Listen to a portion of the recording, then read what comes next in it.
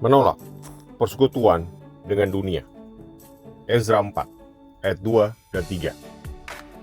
Maka mereka, lawan Yehuda, mendekati Zerubabel serta para kepala kaum keluarga dan berkata kepada mereka, "Biarlah kami turut membangun bersama-sama dengan kamu, karena kami pun berbakti kepada Allahmu, sama seperti kamu. Lagi pula, kami selalu mempersembahkan korban kepadanya."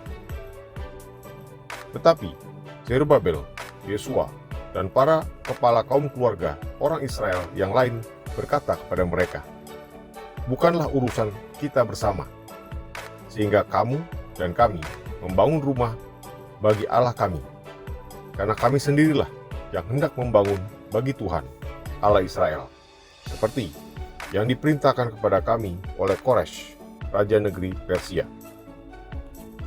Zerubabel dan para pemimpin Israel menolak untuk mengikat persekutuan dengan penduduk negeri itu, karena mereka hidup menurut prinsip Alkitabiah yang menuntut pemisahan dari penyembahan berhala dan kompromi dengan dunia.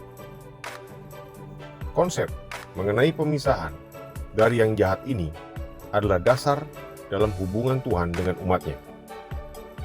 Menurut Alkitab, pemisahan itu meliputi dua dimensi, yang satu negatif dan yang lain positif.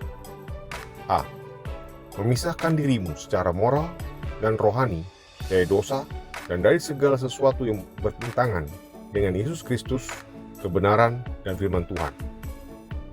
B. Mendekatkan diri kepada Tuhan dalam suatu persekutuan yang akrab dan intim melalui penyerahan diri, penyembahan, dan pelayanan. Pemisahan dalam pengertian ganda ini menghasilkan suatu hubungan di mana Tuhan menjadi Bapa surgawi kita yang hidup bersama kita sebagai Tuhan kita, dan sebaliknya kita menjadi anak-anaknya laki-laki dan anak-anaknya perempuan.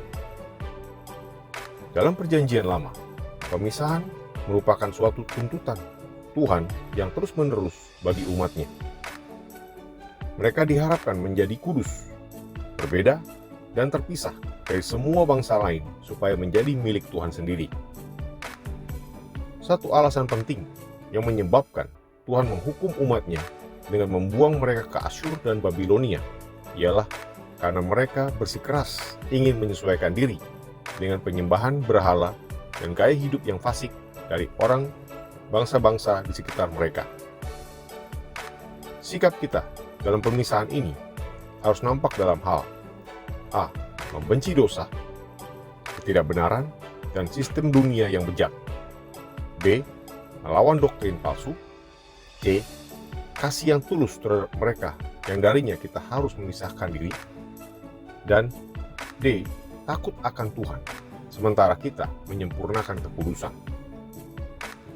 Jikalau kita memisahkan diri sebagaimana mestinya, maka Tuhan sendiri akan membalas dan mendekati kita dengan perlindungan, berkat, dan pemeliharaannya sebagai Bapa.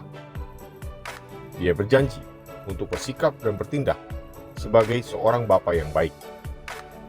Dia akan menjadi penasihat dan pembimbing kita.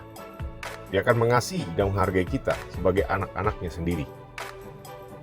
Penolakan orang percaya untuk memisahkan diri dari yang jahat pasti akan mengakibatkan hilangnya persekutuan dengan Tuhan, penerimaan oleh Bapa, dan hak-hak kita sebagai anak.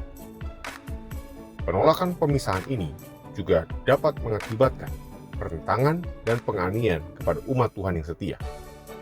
Marilah tetap menolak mengikat persekutuan dengan dunia, agar Tuhan terus mengasihi kita sebagai anak-anaknya. Semoga Tuhan Yesus memberkati.